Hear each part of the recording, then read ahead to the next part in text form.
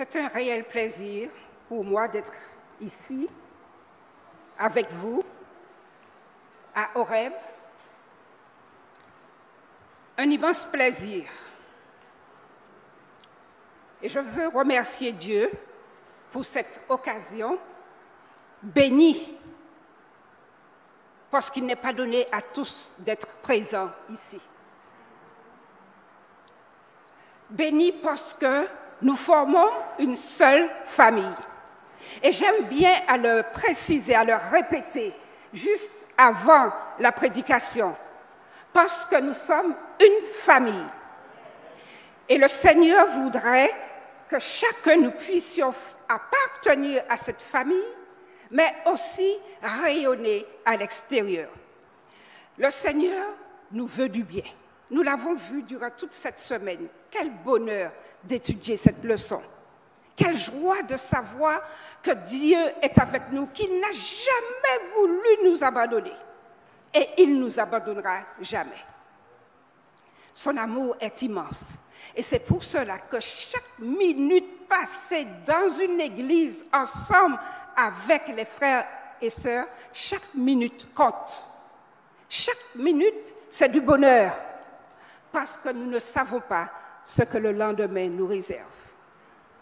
Vendredi dernier, j'ai reçu Bon Sabbat de Nicole Guéridra.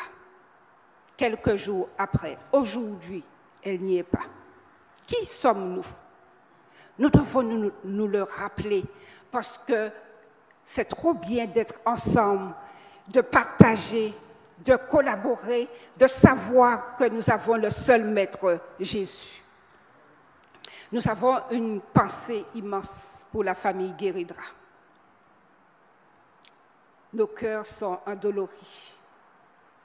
Mais heureusement qu'elle a laissé des traces. Nous ne l'oublierons pas. Son témoignage parle d'elle. Que le Seigneur console la famille. Que le Seigneur soutienne frère Guéridra. Et que l'espérance ne faiblisse jamais. Oui, en effet, c'est une joie de partager avec vous le message d'aujourd'hui. Message ô combien important pour nous qui vivons les derniers jours de ce monde. J'aime à le rappeler parce que Jésus revient bientôt.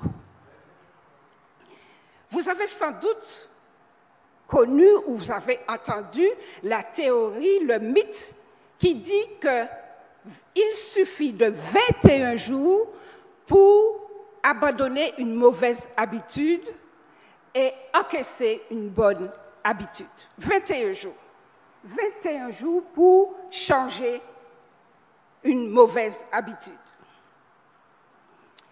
Imaginez que vous avez un enfant qui va constamment dormir sans se brosser les dents. 21 jours suffisent pour que tout soit réglé. Par contre, je ne sais pas si ça marche pour le tout. Cependant, les neuroscientifiques disent qu'il faut un peu plus. Il faut en moyenne 66 jours pour changer une habitude. Mais ce matin, je fais mieux. Je voudrais vous proposer mieux. 16 jours. Seulement 16 jours. Bravo. Inclinons la tête pour la prière. Notre Père Céleste, merci infiniment de te trouver parmi nous. Merci de nous avoir envoyé ton Saint-Esprit. Et merci pour cet enseignement d'aujourd'hui.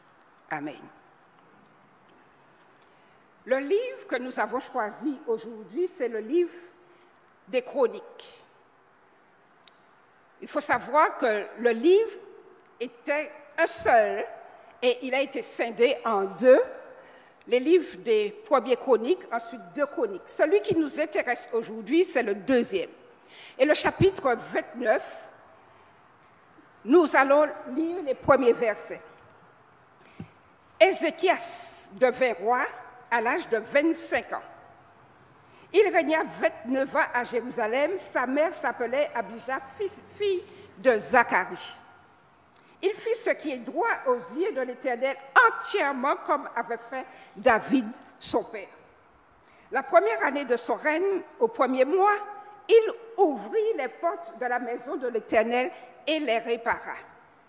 Il fit venir les sacrificateurs et les Lévites qu'il assembla dans la place orientale et il leur dit: écoutez-moi, Lévites. Maintenant, sanctifiez-vous, sanctifiez la maison de l'Éternel, le Dieu de vos pères, et mettez ce qui est impur hors du sanctuaire.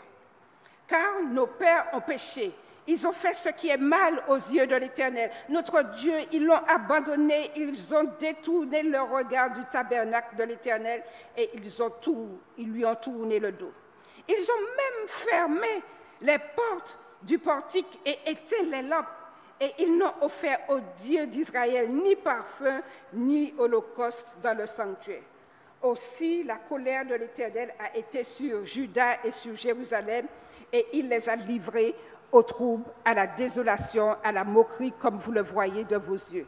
Et voici, à cause de cela, nos pères sont tombés par l'épée, et nos fils et nos filles et nos femmes sont en captivité. J'ai donc l'intention de faire alliance avec l'Éternel, le Dieu d'Israël, pour que son ardente colère se détourne de nous. Le verset 11, « Maintenant, mes fils, cessez d'être négligents, car vous avez été choisis par l'Éternel pour vous tenir à son service devant lui, pour être ses serviteurs et pour lui offrir des parfums. » Nous nous arrêtons ici et vous avez tout le loisir de le continuer chez vous.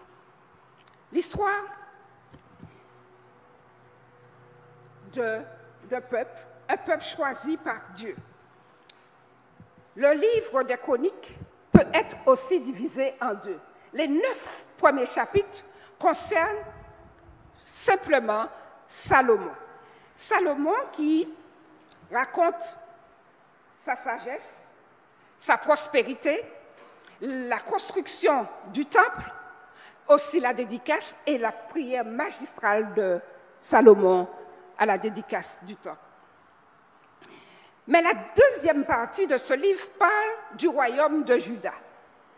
Un royaume qui a vu passer une vingtaine de rois, partant de Rehoboam jusqu'à Sédécias.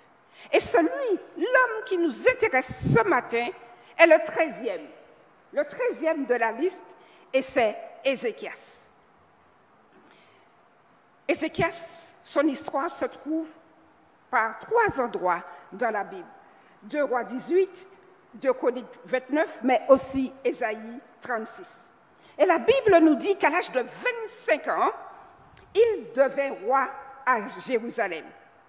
Il est le fils d'Akaz et le petit-fils de Jotham. Chers amis, les rois se suivent, mais ne se ressemblent pas. Et pour déterminer le charisme du roi, la Bible nous dit simplement « il fit ce qui est mal aux yeux de Dieu » ou « il fit ce qui est bien aux yeux de l'Éternel ». Et là, on sait tout de suite comment était le roi. Mais j'aimerais préciser 2 éléments très importants. L'importance et le rôle du temple de Jérusalem. Et aussi le paganisme, l'idolâtrie. Il faut juste mentionner que le temple de Jérusalem a été construit, était le centre du grand rassemblement du peuple. Aussi le lieu de la rencontre, le centre culturel et spirituel, le nom même c'est maison de sainteté. Pourquoi? Parce que Dieu y était présent. On venait rencontrer Dieu. Malheureusement, l'idolâtrie a fait son chemin, a eu une belle emprise sur le peuple. Les cérémonies ne se faisaient plus, elles étaient inexistantes, abandonnées, et tout ce qu'il y avait de partage n'existait plus. le temple était devenu un cloaque, quelque chose où on mettait toutes sortes d'ordures. Il n'était plus saint. Mais quand la Bible nous parle, il faut être attentif. Et j'aimerais relever quelque chose. Dans le premier verset, il est dit que Ézéchias, à l'âge de 25 ans devint roi, il était le fils de qui? D'Akaz, mais aussi petit-fils de Jotham. Pourquoi tant de précision? Alors, trouvons l'histoire de Jotham. Au chapitre 27, Jotham avait 25 ans lorsqu'il devint roi et il régna 16 ans à Jérusalem. Sa mère s'appelait Jéhusha, fils de Sodoc. Il fit ce qui est droit aux yeux de l'Éternel, entièrement comme avait fait Osias son père. Seulement, il n'entra point dans le temple de l'Éternel, toutefois, le peuple se corrompait encore. La Bible nous donne déjà son histoire. Qui était Jotham? Si l'on continue les autres versets, on voit que Jotham avait la possibilité de construire. Il a construit beaucoup de villes. Dès son arrivée au trône, il a construit beaucoup de villes sur les montagnes et on pouvait dire qu'il était vraiment un constructeur. Mais une autre version nous dit « Il fit ce qui est droit aux yeux de l'Éternel, entièrement comme l'avait fait son père Osias, mais sans pénétrer dans le temple de l'Éternel. » Vous pouvez comprendre un roi qui gouverne un peuple, le peuple choisi, mais qui fait tout autour, il travaille en périphérie, mais n'ose même pas entrer dans le temple, dans le lieu où l'on est censé rencontrer le Seigneur. Il n'était pas idolâtre. Jotham n'adorait pas les faux dieux. Il était reconnu, il n'était pas oisif, il était sur le front. Et la Bible nous décrit comme un homme de grande envergure. Cependant, il n'entra pas dans le lieu de culte, il n'entra pas dans le temple. Malheureusement, la maison de l'Éternel n'occupait pas ses pensées. Ce n'était pas sa priorité. Le temple ne faisait pas partie de ses projets ni de ses futurs chantiers. Et pourtant, nous savons l'importance du temple, la présence de Dieu. 16 ans avant de réparer une porte, le travail de Jotham. Il répara qu'une porte. Sa priorité n'était pas la reprise du service dans le temple. Cette rencontre nécessaire pour un peuple, pour que le peuple se rapproche de Dieu. Il planifia un champ de bataille avant d'ériger l'autel de Dieu. Il convoqua les maçons avant d'interpeller les sacrificateurs, les lévites, les ministres du sanctuaire. Jotham était sans doute, comme on pourrait le définir aujourd'hui, un hyperactif. Il négligea pourtant l'essentiel, la présence de Dieu, l'adoration du vrai Dieu, réparer le temple, se trouver ensemble pour louer Dieu. Alors, il fallait d'une réforme, il fallait une réparation totale, mais surtout pas de l'extérieur seulement, mais de l'intérieur. La question que nous devons nous poser aujourd'hui, nos actions ont-elles un sens? Travaillons-nous pour Dieu ou avec Dieu? Sommes-nous des hommes sans Dieu? Et un auteur dit, vivre sans Dieu, c'est comme vivre notre existence avec les yeux fermés. Ce qu'on peut retenir de Jotham, c'est qu'il à travailler en périphérie sans se soucier de l'essentiel. Et souvent, on peut se poser la question pour nous qui sommes-nous atteints d'acédie? Alors c'est un mot bizarre, mais c'est la maladie des vieux moines. Ils sont là, repus de travail, ils oublient même leur spiritualité et aussi le travail qu'ils ont à faire. Alors ils sont là, même actifs. Ils ne sont plus en service, mais ils deviennent actifs pour se sentir correctement spirituels. Vous comprenez? On est là, on fait beaucoup de choses pour se dire qu'on est vivant, qu'on est chrétien, mais à l'intérieur, l'essentiel, le cœur n'est pas changé. Le verset premier nous parle de notre homme, Akaz. Simplement, la Bible nous dit qu'il était un méchant roi. Nous n'irons pas plus loin. Nous connaissons l'histoire d'Akaz.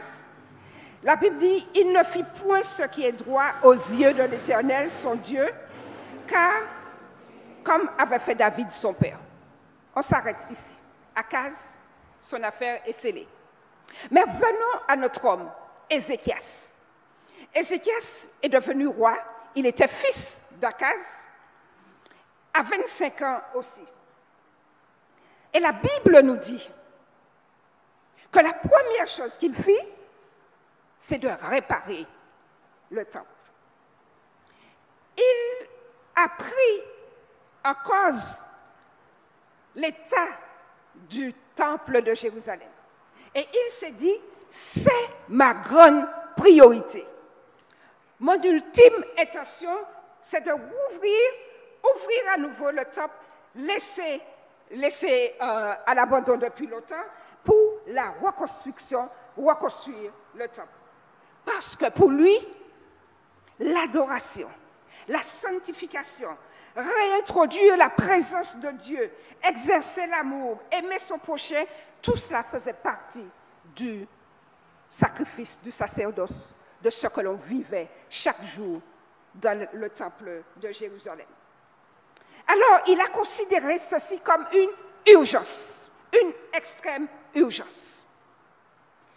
Aujourd'hui, chers amis, dans cette course effrénée, on a beaucoup de choses à faire, n'est-ce pas?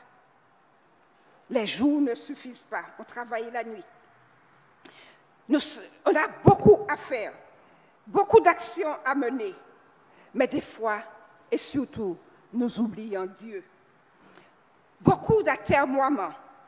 Dieu passe au second plan.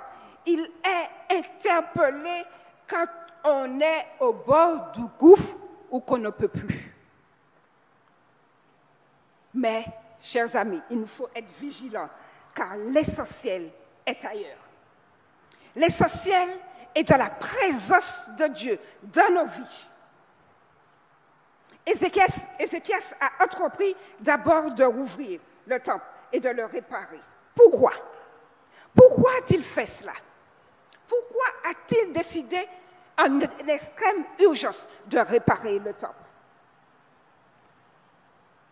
Le mois d'après, il y avait la Pâque à célébrer. Pas encore une fois le temple fermé, pas encore la Pâque à l'abandon, mais donnons-nous les moyens pour que le mois prochain, nous soyons là pour accueillir le Seigneur des Seigneurs. Il a fait tout ce qu'il fallait pour réouvrir le temple. Il y avait beaucoup de fêtes, comme vous le savez, à Jérusalem. Et depuis plusieurs années, le temple était fermé. Il n'y avait pas cette occasion de se retrouver, d'être ensemble. Et ça manque. Ézéchias, pour pouvoir rassembler, il fait quoi d'abord? Il rassemble les Lévites, les sacrificateurs, les prêtres, et leur dit, voilà, il nous faut du temple dans très peu de temps. Parce qu'il n'y avait pas tous les Lévites. Il y avait ceux qui avaient plus ou moins abandonné, le temple est fermé. que puis-je faire? Je reste chez moi, je fais mes affaires, mais sans avoir à l'esprit la présence de Dieu. Alors le roi a pris la décision de rouvrir le temple. Il fallait adorer. Il fallait faire le Saint-Esprit, accueillir le Saint-Esprit. Comment s'est-il pris? Pour se présenter devant l'Éternel, il nous faut abandonner tout ce qui est contraire à la parole de Dieu. Tout ce qui ne retrouve pas, tout ce qui est néfaste pour notre vie spirituelle, il nous faut l'extirper, l'envoyer bien loin de la vallée du Cédron, où on brûle, on met tout à exécution pour que ça ne réapparaisse pas. Alors, il dit, mes fils, ne soyez pas négligents. Ne soyez pas négligents, car c'est vous que l'Éternel a choisi. N'est-ce pas merveilleux? Il dit de ne pas être négligent. Mais par la suite, la suite du verset dit, parce que c'est vous que l'Éternel a choisi. Dieu nous a choisis, chers amis. Dieu nous a choisis. Dieu veut que nous soyons une lumière pour lui. Alors qu'il nous interpelle pour pouvoir adorer, venir en sa présence, il dit, ne soyez pas négligents. Mettons à l'esprit que quand Dieu nous parle, c'est parce qu'il nous veut du bien. Nettoyons nos cœurs. Ne soyons pas négligés. Qui servent notre cœur, des fois sert de dépotoir, d'animosité, de cupidité, de fainéantise, de malhonnêteté, d'arrogance, de péché sans nombre. Oui, ne soyons pas négligents aujourd'hui. Les portes du temple, les portes de notre cœur, notre intérieur, des fois, n'est pas conforme à la volonté de Dieu. Mais il peut réparer aujourd'hui nos cœurs. Amen. Il veut que j'aille mieux. Il veut que tu ailles mieux. Il veut que le monde aille mieux. Alors cessons d'être négligents de nos relations familiales. Trop de femmes sont violentées. Trop d'enfants souffrent. La famille familiale n'existe plus. Trop d'injustice. Ne restons pas négligents. Et le message d'Ézéchias aujourd'hui doit nous parler ce matin. Cessons d'être négligents. Cessons d'être négligents dans nos rapports avec les autres. Tout le monde, c'est monde. Pas de discrimination. Pas de partialité. Pas de jugement hâtif. Pas d'injustice dans l'Église. Trop de sentiments machiavéliques, de rudesse, de solutions binaires, oui ou non, et puis c'est tout. Cessons d'être négligents dans les affaires de Dieu, dans la dîme et les offrandes. Cessons de ne plus faire confiance à Dieu. Oui, la sagesse d'Ézéchias nous enseigne déjà qu'il faut agir. Il nous faut agir pour que nos vies changent. Il faut un réveil, une réforme. Il faut regagner une vie spirituelle. Donner du sens à ce que l'on fait. Réveiller notre âme, notre regard spirituel, notre sensibilité spirituelle. Il veut rétablir les choses, Ézéchias. Et Madame White dit, dans Prophète et Rois, chapitre 28, au cours de cette crise, Ézéchias se révéla l'homme du moment. Dès son ascension au trône, il commença à faire des projets qu'il mit aussitôt à exécution. Son premier souci fut de rétablir les services du temple si longtemps abandonnés. Oui. Que faisons-nous de notre cœur? Que faisons-nous de notre vie ici-bas? Dieu peut intervenir puissamment dans la vie de chacun de nous. Et Ézéchias sent bien, il sait bien que le peuple n'est pas à la hauteur pour pouvoir célébrer la Pâque. Alors il dit, rassemblons-nous, purifions-nous. Le Seigneur est là pour nous donner la possibilité de célébrer la Pâque avec lui. Il a fallu seulement 16 jours. 16 jours, il a fallu à Ézéchias pour remettre tout en ordre, pour laver, pour nettoyer, pour jeter tout ce qui était impur et retrouver tout ce qu'il fallait, les ustensiles pour pouvoir louer le Seigneur et acclamer son Saint-Nom. Alors aujourd'hui, pour nous permettre de voir la face de Dieu quand il reviendra, pour nous permettre de l'acclamer lorsqu'il reviendra, pour nous permettre d'être à ses côtés lorsqu'il reviendra, ne soyons pas négligents. Toutes sortes de violences aujourd'hui. Le mal existe. L'orgueil, la médisance, le soupçon, la mésentente, l'incrédulité, le manque de pardon, l'esprit de supériorité et le vacarme du manque de respect à l'autre.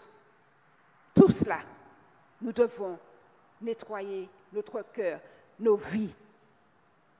Oui, il nous faut forcément commencer par le cœur, notre intériorité, notre essence même. Et Ézéchias avait cette fibre. Il a fait tout ce qui était selon la volonté de notre Seigneur Jésus. Il nous conseille aujourd'hui de prendre un nouveau chemin, de nouveaux rails, un retour sur soi, la repentance, le pardon, l'humilité, en seulement 16 jours. Il fallait de la volonté, du courage et un profond amour du Dieu suprême. L'aimons-nous? Aimons-nous ce Dieu qui nous fait tant de bien, qui nous a choisis et qui voudrait que nous lui obéissions sans avoir dans le cœur toutes ces mauvaises choses? Le peuple a eu le cœur touché. Il s'est humilié, conscient qu'avec Dieu, tout est possible. Je vais vous donner la méthode d'Ézéchias. Il avait bien sûr une méthode. Raviver la foi et garder l'espérance. Seulement. Il avait en lui ces deux éléments, raviver la foi du peuple et ensuite permettre au peuple de conserver l'espérance. Est-ce qu'aujourd'hui, nous, adventistes du 7e jour, membres d'Horeb et ceux qui nous suivent sur le net, avons-nous cette méthode dans notre corps, dans notre esprit, à savoir raviver notre foi et garder l'espérance, maintenir l'espérance? Il était l'homme du moment. Sommes-nous l'homme ou la femme d'aujourd'hui dont le monde a besoin? Quel est notre rôle? Quel est notre degré de foi aujourd'hui? En ce moment, précisément, en période de pandémie, qu'avons-nous à extirper dans notre cœur afin de cueillir la Pâque du Seigneur?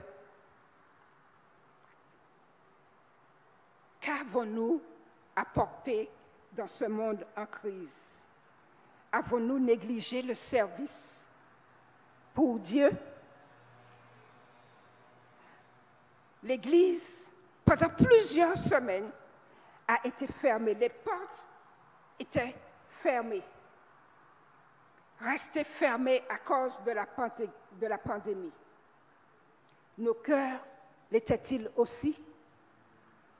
Ont-ils été remplis d'immondices, de débris de WhatsApp, de fake news au point de négliger la parole de Dieu? Où est notre foi? Où sont les instruments de la maison de l'Éternel? Combien de portes ont été réparées? Une seule, comme Jotham? Aujourd'hui, l'Esprit de Dieu nous dit qu'il nous faut que 16 jours pour changer une habitude. 16 jours pour redémarrer avec Dieu. 16 jours pour enlever de notre cœur tout ce qui n'est pas conforme à sa volonté. Les événements aujourd'hui nous indiquent que c'est le moment de faire glisser tous ces déchets dans la vallée du Cédron. Les événements d'aujourd'hui nous indiquent que nous devons purifier nos vies, purifier nos âmes. Demandons à Dieu de nous réformer, de nous réveiller afin de célébrer prochainement son retour. Notre vie ici-bas doit être un exemple. La mission passe par là, par le témoignage, par la mission, l'être, le comportement. Notre vécu est une vitrine. Notre foyer doit être une vitrine. Notre éducation doit être une vitrine. Notre récréation doit être une vitrine. Notre joie doit être une vitrine aussi. Comment vivons-nous notre christianisme? Est-ce Dieu en premier? Est-ce Dieu notre priorité? Et vous connaissez, vous avez sans doute vu déjà sur les voitures, les véhicules, un autocollant avec une pensée biblique. Dieu sauve, Dieu te cherche, Dieu t'aime. Eh bien, l'histoire dit qu'il y avait une voiture, une femme était au volant de sa voiture juste au feu rouge. Et la voiture qui suivait, il y avait une autre femme qui a vu à l'arrière de la première voiture un autocollant qui disait « Si tu aimes Dieu, klaxonne ». Alors, la femme qui est dans la seconde voiture klaxonne. Mais la femme de la première voiture au feu rouge descend et dit « Vous n'avez pas vu que le feu est rouge ?» et tout ce qui s'ensuit. Il ne suffit pas d'afficher le christianisme, il faut le vivre. Et c'est ce que Dieu demande pour chacun de nous. Nous avons encore 16 jours pour redémarrer avec Dieu. 16 jours pour avoir la volonté, prendre conscience de notre état, pour pouvoir nous tourner vers Dieu, pour pouvoir marcher avec lui, décider, avoir la volonté de le suivre. Et pour reprendre le verset qui a déjà été cité, et ce n'est pas une coïncidence, c'est le Saint-Esprit. 2 Chroniques 7, verset 14. Si mon peuple qui est appelé de mon nom s'humilie, prie et cherche ma grâce, s'il se détourne de sa mauvaise voie, moi, je l'écouterai du ciel, je lui pardonnerai ses péchés et je guérirai son pays. Le monde n'a-t-il pas besoin de ce passage-là? N'avons-nous pas besoin d'être guéris? Nous savons ce qu'il y a à faire. 16 jours pour recevoir la Pâque. 16 jours pour redémarrer avec notre Seigneur Jésus. Quelle joie ce sera de nous voir tous rassemblés. Ceux qui sont morts dans le Seigneur et ceux qui sont vivants. Acclamer notre Seigneur, tomber dans ses bras et dire merci Seigneur, merci, j'ai eu confiance en toi et merci de m'accueillir. Quelle joie ce sera. Chers amis, mon vœu, c'est que chacun, nous soyons là ensemble, Sichem, Carole et tous les autres, avec Jésus, lorsqu'il reviendra. Qu'il en soit ainsi pour chacun de nous. Amen.